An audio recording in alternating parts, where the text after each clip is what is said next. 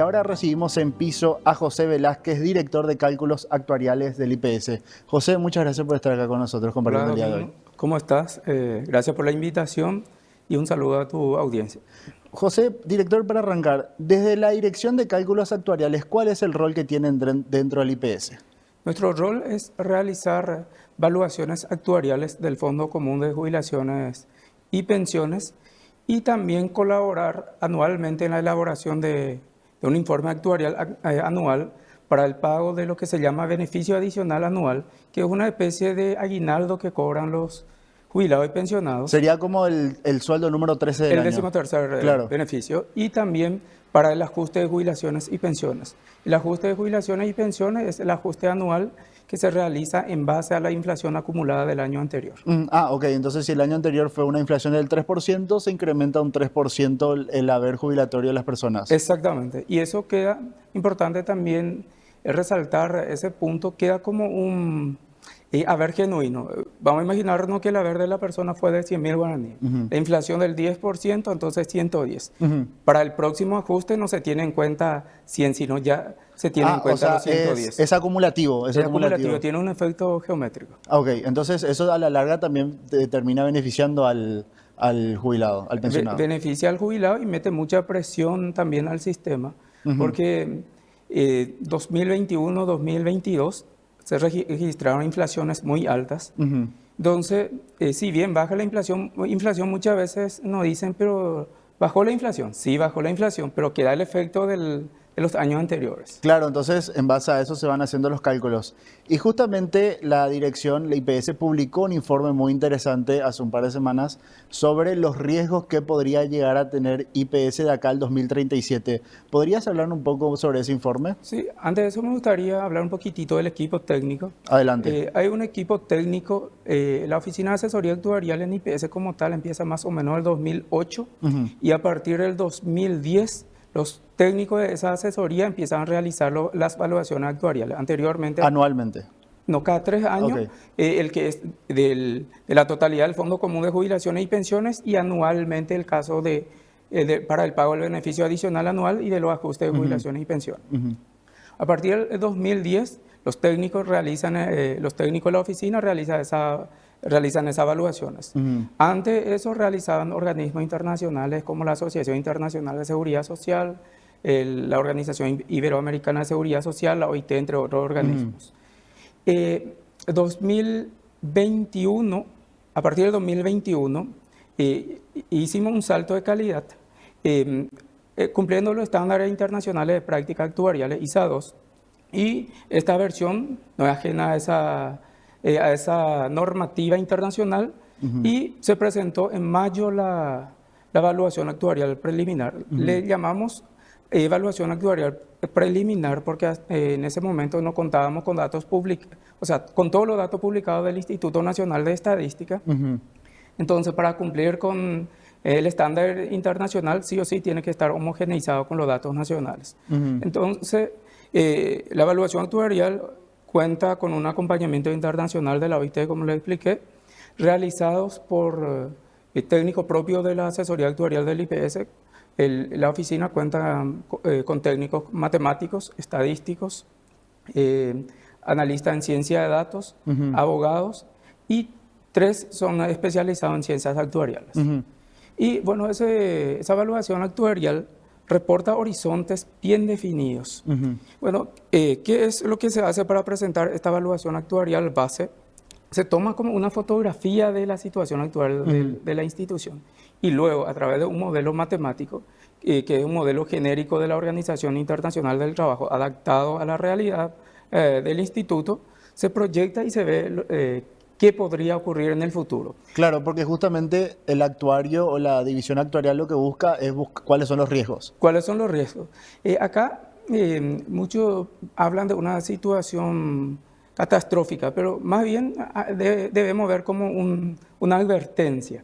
Entonces, lo que se hace es, bajo supuestos económicos, demográficos, financieros, la Carta Orgánica del IPS y el modelo genérico de la OIT, se realiza esa proyección. Acá quiero aclarar que, si bien se llama estudio preliminar, los resultados de este escenario base no van a cambiar significativamente, porque Y ya utilizamos datos, pero en ese momento no estaban publicados, por lo tanto no queríamos poner todavía como un resultado final. Los datos del INE todavía no Del se... INE. Claro, entonces como que ustedes se iban a adelantar al INE si es que publicaban esos datos. Exactamente, sobre todo lo que se refiere a mortalidad. Ujú. Y para complementar y para hacer un cruce, si todo marchaba bien, utilizamos datos del World Population Prospects. Mm. Bueno, entonces, ¿qué es lo que refleja este resultado? Antes de hablar de números específicos, también quiero resaltar que hay 3 momentos críticos en una evaluación actuarial. Ujú. El primer momento crítico es cuando la recaudación, aporte obrero patronal ya no alcanza para hacer frente a la obligación, o sea, al pago de jubilación y pensión. Ujú. Si se tiene reserva, se recurre a la renta de la reserva. Ujú. Cuando se agota la renta de la reserva, se da el segundo momento crítico, que es agotamiento de la renta de la reserva y empezar a utilizar la reserva. Y el tercer momento crítico es el agotamiento de la reserva. Ujú. En el caso del IPS, hasta el 2019 las recaudaciones aporte obrero patronal alcanzaba para hacer frente a las obligaciones. O sea, no estábamos todavía en ninguna de esas 3 crisis que vos mencionás. No, recaudábamos, sobraba recursos y depositábamos en un fondo, el fondo de reserva que se llama Fondo Común de Jubilaciones Ujú. y Pensiones. 2019, pandemia, inflación alta, disminución de ingresos, pagamos nuevos beneficios como el incremento del haber mínimo jubilatorio, que es un haber mínimo que se paga a todos los jubilados, que no alcanza una base, digamos, que en su momento era 33 mínimo del salario mínimo legal vigente. Luego se incrementó al 50 en el 2021 y en el 2022 al 75. 75%. Del 75% del haber mínimo del salario mínimo para actividad diversa no especificada. Ujú. Y todo eso repercute en el pago del beneficio adicional anual también, que es un beneficio que pagamos sin fuente de financiamiento. Ok. Y a partir del 2020 entramos en ese primer momento crítico. Recaudábamos y no alcanzaba para pagar las obligaciones. Ujú. A partir de ahí empezamos a utilizar la renta de la reserva, no la reserva, sino la renta, Claro, los dividendos ganancia. generados, por así decirlo, las ganancias, sí. las ganancias. Entonces, utilizamos 2020, 2021, 22, 23 y en el 2024 utilizamos 33,9% de esa renta. Ujú. Pero entonces se toma todo eso en cuenta y se proyecta. Si no se modifica absolutamente nada y si se cumplen todos los supuestos, se estima que el agotamiento de esa renta de la reserva se podría dar en el año 2035. O sea, ahí se tendría que utilizar la reserva. A partir de ahí se utilizaría la reserva. Entraríamos en el segundo punto crítico. El segundo punto crítico. Entonces, ¿cómo sería la dinámica? Recaudamos, utilizamos totalmente, va a faltar, recurrimos a la renta, vamos a utilizar totalmente, va a faltar una parte y recurrimos ahí a la reserva. Ujú.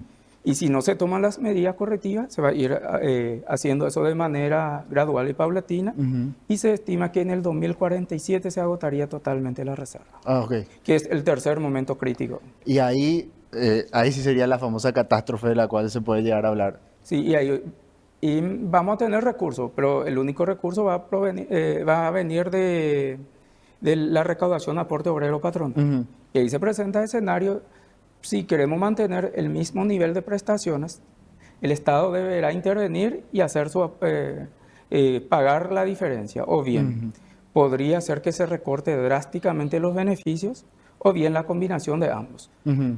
Pero lo que hay que buscar es no llegar a ese punto. Y por eso quiero dejar bien claro también que esta evaluación actuarial hay que verlo de 2 maneras.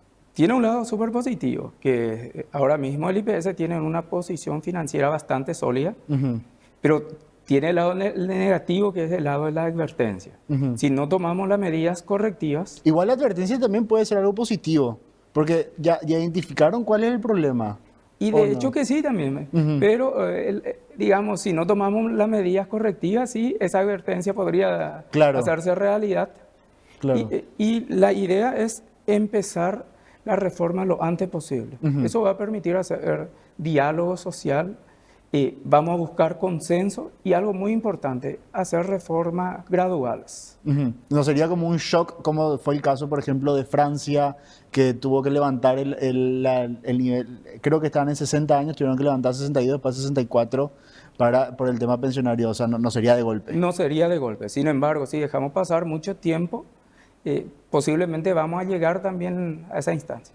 ¿Y cuáles fueron? Mencionaste la pandemia, ¿verdad? Sí. Como que esa fue la primera gran crisis que se tuvo. ¿Hay algunos otros factores que también incidieron en esto o se puede atribuir solamente a la pandemia? No, la pandemia lo que hizo fue que los ingresos aporte obrero patronales disminuyeran en 2020. Después recuperamos, pero la velocidad con que iba creciendo el ingreso no recuperamos, sino a partir del 2023 más o menos. Ujú, Después quedan efectos geométricos de la inflación 6,8 y 8,1. ujú, Y también el efecto del incremento del haber mínimo que del 33 al 50 y del 50 al 75. Si ujú. bien a partir de mayo del 2024 el Consejo de Administración, por medio de una resolución, estableció otra vez como haber mínimo jubilatorio el 33% del salario mínimo para actividad diversa no especificada. Ujú. Sin embargo, quedaron 19.000 personas aproximadamente con entre 50 y 75%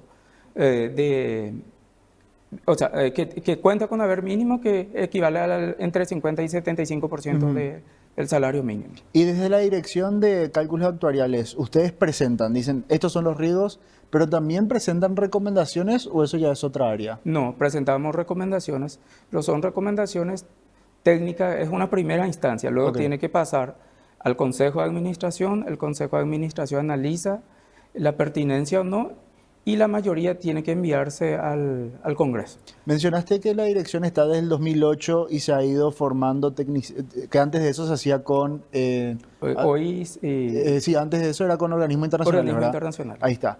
Y que cada 3 años van publicando estos informes. ¿Esto era algo que ya se veía venir hace un par de años o justamente ahora nomás coincide la fecha porque en el 2025 era el año que se tenía que dar a conocer este reporte? Esa pregunta es súper interesante y escuché en muchos medios de comunicación dicen, sí, son reiterativos, parecería la copia de las versiones anteriores. Y así Ujú. mismo es.